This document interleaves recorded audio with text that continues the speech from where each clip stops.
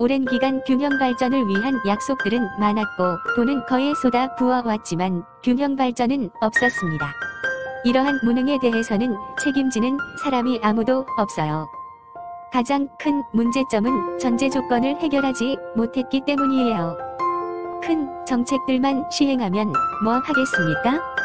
시간을 두고 전제 조건들부터 해결하고 단계적인 삶의 터전을 마련해줘야 서서히 발전하는 것이지 내일부터 발전된 지역이라고 말하면 그렇게 되겠습니까? 정책들은 잠시 유예하던가 그건 그거대로 하면서 전제 조건들을 채울 수 있는 방법들을 생각해 봅시다. 균형 발전이 안 되는 조건 중 최우선 해결 전제 조건은 인구수죠. 지역별 인구수를 보면 경제에 참여할 적정 인구 자체가 없어요. 현재도 못 채우는데 산업이나 도시화가 되어 추가 인력이 필요하다면 어떻게 해결합니까? 발전된 도시화는 다르게 낙후된 지역의 경제가 발전한다는 개념은 아래쪽부터 채워져 가야 대기업을 비롯 위쪽까지 활성화가 됩니다. 뭐라도 해볼 최소 조건이 된다는 겁니다. 낙후된 경제의 발전 기반은 인력이 적정 수가 있어야 가능합니다. 인구수를 채우는 일반적인 방법들은 귀농, 귀촌, 전입, 귀화 등의 고정된 인원에 대한 이동 방법들로 조금 도움을 받기도 하겠습니다만 각 지자체의 인구 유입을 위한 정책들 보면 많이 부족한 게 사실입니다. 지자체의 최대 역량껏 과감한 대책들을 마련하세요. 이동하는 유입 인구도 살펴보면 여행, 출장, 스포츠 등의 형태들이 있는데 개별적으로 강화할 수 있는 대책을 마련하세요. 이러한 고정과 이동, 인구 유입에 대한 구체적인 방법은 다음 시간에 할게요.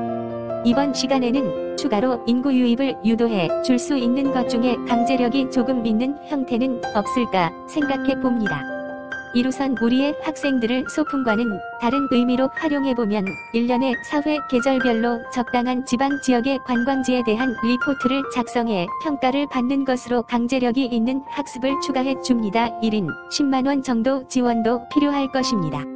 이봉사의 개념 중 범죄로 인해 받는 형벌의 형태는 무조건 지방에서만 받는 걸 인정하는 걸로 합니다. 최소 경비도 지원합니다. 3군데 예비군 훈련 비용을 대폭 늘리고 필수 인력 제외하고는 지방에서 대면 훈련을 받도록 합니다. 일과 시간이 끝나면 취침 시간 전까지는 외출 가능한 자유시간으로 합니다. 보안 유지를 위해 머무는 곳은 군부대 이외에 따로 마련합니다. 등등의 방법처럼 효과적인 유입인구 증가에 대한 연구도 필요합니다. 눈으로 보고 직접 체험을 하는 비중을 늘려야 지방도 살만하구나 하는 것이고 이런저런 정책들도 피드백을 통한 실질적인 대책들이 생길 것입니다.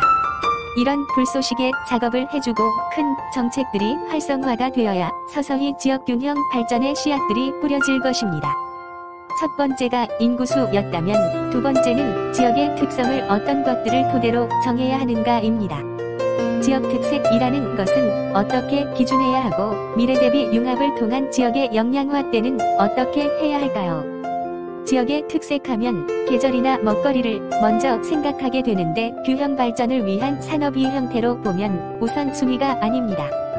다양한 산업 중에서 공통분모로 필요한 게 무엇인가로 생각해 본다면 부지가 있어야 할 것이고 기업의 운영 관리에 효율적인가도 볼 것이고 인건비를 비롯 세금까지 내부적인 비용 처리에 대한 계산기를 두드려야 하겠죠. 현 시점에서 보면 매우 열악하다입니다. 외부적인 요건도 볼 텐데 기반 시설의 이용, 유통, 수출 여건과 비용 등등 이런 것들의 종합적인 효율성도 생각해 볼 겁니다. 기업이 생기거나 이동한다는 건 매우 어려운 일입니다. 어느 정도의 사회적 책임을 위한 것도 있겠지만 정책적인 큰 도움 없이는 어려워요. 이런 것들이 해결된다는 전제가 있으면 아무래도 지역의 국내외 기업 유치에 도움이 될 것입니다. 이상 대략 살펴봤고 다음 시간에는 부분적으로 활성화 방법에 대해 봅시다.